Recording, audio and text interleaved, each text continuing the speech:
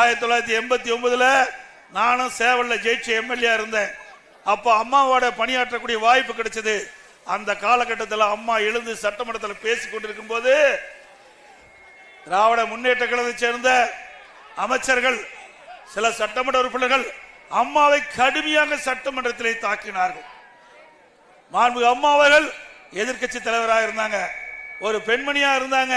அதையெல்லாம் பாராம சட்டமன்றத்தில் சட்டம் இயற்றக்கூடிய சட்டமன்றத்திலேயே ஒரு எதிர்கட்சி தலைவரை பெண் என்றும் பாராமல் தாக்கிய திமுக கட்சி தான் இன்றைய தினம் நம்மகிட்ட சவால் விடுது.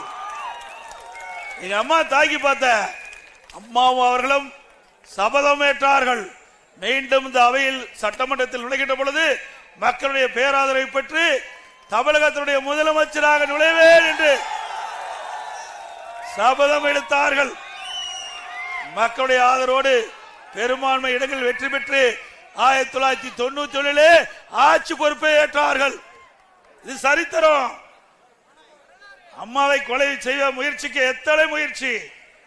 அம்மா பிரச்சாரத்தை முடிச்சுக்கிட்டு கார்ல வந்துட்டு இருக்கும்போது மீனம்பாக்கம் விமான நிலையத்தில் லாரி விட்டு அம்மா கார் மீது மோதினார்கள். அம்மா படுகாயமடைந்து மருத்துவமனையில் சிகிச்சை பெற்றாங்க. அப்ப சிகிச்சை பெறுவதற்கு கூட அனுமதிக்காம அந்த மருத்துவமனைக்கு எவ்வளவு இடையூறு பண்ணாங்க. அம்மா வெளியூர் போய் சிகிச்சை பெற்றாங்க. அதையெல்லாம் தாங்கிதான் இன்றைய தினம் அனைத்து இந்திய அண்ணா திராவிட முன்னேற்ற கழகம் எவராலையும் வீழ்த்த முடியாத இயக்கமாக, வலிமையான இயக்கமாக இன்றைக்கு உருவெடுத்திருக்கிறது. ஸ்டாலின் அவர்களே,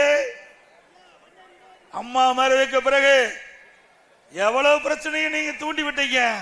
கட்சியை உடைக்க பார்த்தீங்க, முடக்க பார்த்தீங்க, வழக்குகள் போட்டு பார்த்தீங்க. ஒன்னும் நடக்கல, ஒன்னும் நடக்கல. அண்ணா திமுக என்பது இருவரும் தெய்வங்கள் உருவாக்கிய கட்சி.